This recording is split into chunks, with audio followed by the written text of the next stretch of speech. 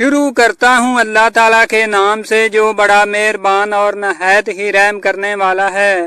حضرت ابو امامہ باہلی رضی اللہ تعالیٰ عنہ سے مروی ہے کہ رسول اللہ صلی اللہ علیہ وسلم نے فرمایا، مجھے 6 چیزوں کی ضمانت دو، میں تمہیں جنت کی ضمانت دیتا ہوں۔ جب تم میں سے کوئی شخص بات کرے تو جھوٹ مت بولے، اور جب اس کے پاس امانت رکھی جائے تو خیانت نہ کرے، اور جب وعدہ کرے تو وعدہ خلافی نہ کرے۔ اپنی نگاہیں نیچی رکھو، اپنے ہاتھ روک کے رکھو، اور اپنی شرمگاہوں کی حفاظت کرو۔ حضرت سیدنا معاذ بن جبل رضی اللہ تعالیٰ عنہ سے مروی ہے کہ رسول اللہ صلی اللہ علیہ وسلم ایک آدمی کے پاس سے گزرے، وہ نماز میں تھا اور اپنی دعا میں یہ الفاظ بھی کہہ رہا تھا، اے اللہ، بے شک میں تجھ سے صبر کا سوال کرتا ہوں۔ آپ صلی اللہ علیہ وسلم نے فرمایا، تو نے تو آزمائش کا سوال کیا، تو اللہ تعالیٰ سے عافیت کا سوال کر۔ پھر آپ صلی اللہ علیہ وسلم ایک اور آدمی کے پاس سے گزرے، وہ یہ دعا کر رہا تھا کہ اے اللہ، میں تجھ سے تیری نعمت کی تکمیل کا سوال کرتا ہوں۔ آپ صلی اللہ علیہ وسلم نے فرمایا، ابن آدم، کیا تو جانتا ہے کہ نعمت کی تکمیل کیا ہے؟ اس نے کہا، اے اللہ کے رسول، میں نے تو صرف خیر کی امید رکھتے ہوئے یہ دعا کی ہے۔ آپ صلی اللہ علیہ وسلم نے فرمایا، بے شک جہنم سے آزادی اور جنت کا داخلہ نعمت کی تکمیل ہے۔ پھر آپ صلی اللہ علیہ وسلم ایک اور آدمی کے پاس آئے اور وہ یہ الفاظ کہہ رہا تھا، یا ذوالجلال والاکرام۔ آپ صلی اللہ علیہ وسلم نے فرمایا، تحقیق تیری دعا قبول کی جا چکی ہے، بس تو سوال کر۔ سیدنا ابو ذر سے مروی ہے کہ رسول اللہ صلی اللہ علیہ وسلم نے فرمایا، اللہ تعالیٰ فرماتا ہے، اے میرے بندو، تم سارے گنہگار ہو مگر جس کو میں عافیت دے دوں، لہذا مجھ سے بخشش طلب کیا کرو، میں تمہیں معاف کر دیا کروں گا۔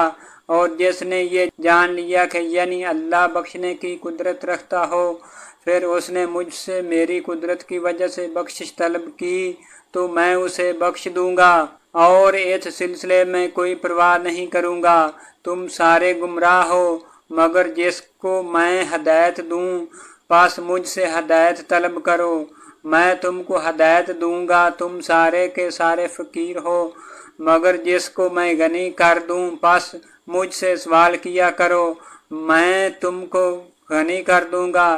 یاد رکھو کہ اگر تمہارے پہلے اور پچھلے انسان اور جن، چھوٹے اور بڑے، مذکر اور مؤنث، زندہ اور مردہ، اور تر اور خشک، میرے بندوں میں سے بدبخت ترین بندے کے دل کی مانند ہو جائیں تو میری بادشاہت میں سے تو مچھر کے پر کے برابر بھی کمی نہیں آئے گی، اور اگر یہی مخلوق میرے بندوں میں سب سے بڑے متقی کے دل کی مانند نیک ہو جائیں تو میری بادشاہت میں مچھر کے پر کے برابر اضافہ بھی نہیں ہوگا۔